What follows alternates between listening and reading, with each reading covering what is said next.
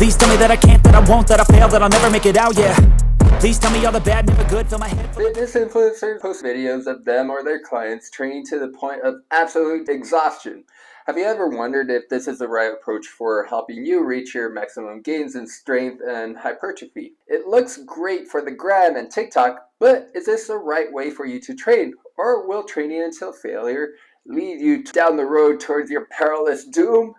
Well, I might be exaggerating when I say perilous doom, but you get the picture. Welcome to the Workout Nerd Up. I'm Julio Lopez. I've got my master's degree in nutrition, as well as being a certified strength and conditioning specialist and certified personal trainer with over 8 years of experience in personal training. Let's address some of the advantages and disadvantages of training until failure. Just a heads up, this is a really dense subject, so this is just a brief overview of the points that stand out the most to me.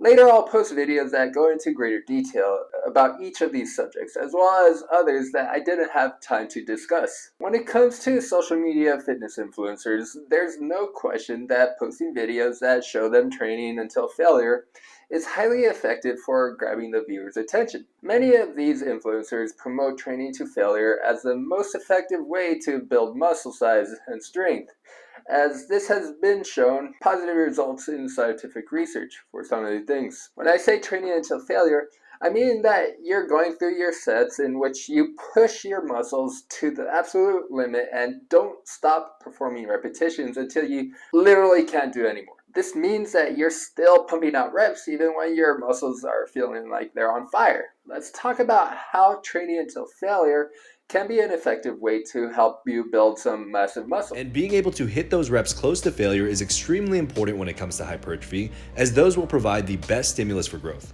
The fact is that this guy is right. Gergich et al. 2018 was a meta-analysis that looked at 22 studies and found that training until failure resulted in significantly greater muscle hypertrophy compared to training without reaching for failure. One of the biggest keys to building muscle mass is volume. That is, total amount of work calculated by sets times reps times weight.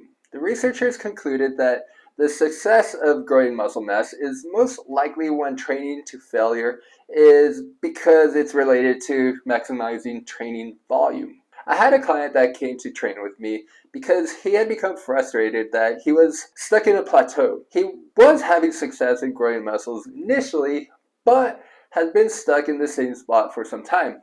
I told them that when it comes to training for building more muscle mass, maximizing training volume is huge. I extended certain exercises that are perfectly safe to train until failure from 3 to 5 sets. I drew this from the 2014 study in the Journal of Strength and Conditioning Research, where it demonstrated that more muscle hypertrophy was a result by adding more volume through added sets. He came to me excited because at his family's Easter get-together, everyone was remarking about how muscular he was getting. When you're training until failure in search of building more muscle size, do you have to lift heavy weight or is it okay to go light? Researchers from Auburn and Oklahoma State Universities looked into muscular response in young men who train until failure and comparing the differences produced by lifting heavy versus light, 80% one rep max versus 30% one rep max. They found that when it came to hypertrophy, muscle size growth, results were similar. However, since it took more repetitions to reach the point of failure when lifting light, even though hypertrophy results are similar among the two, most busy people would probably benefit more through lifting heavy because it was more time efficient. How about the effects of adding more volume by training until failure? Brad Schoenfeld, out of Lehman College in the Bronx, New York, is one of the leading experts when it comes to muscle hypertrophy, having worked with some of the top bodybuilders around the world. In Schoenfeld et al. 2019, he and his colleagues found that maximizing training volume is excellent in growing muscle mass, but not so much for growing strength.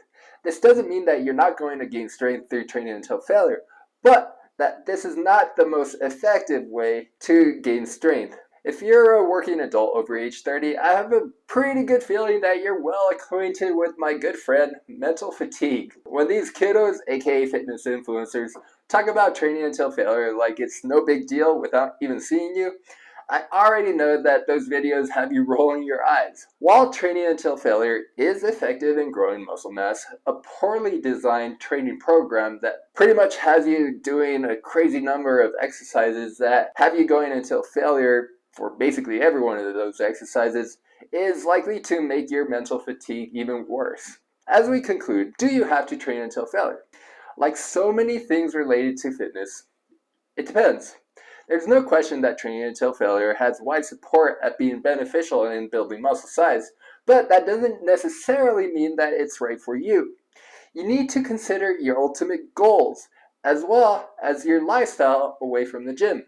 For some of you, this means having to rearrange some of the things you have going on in your life as you pursue maximum amounts of muscle growth, while others may have to settle for slower results or simply settling for maintaining their current muscle mass. So that does it for today's Workout Nerd Out. Thank you for joining me. If you have any questions, feel free to leave it in the comment section. And don't forget to hit that like and subscribe button. Also, if you know someone that could benefit from this information, be sure to share it with them.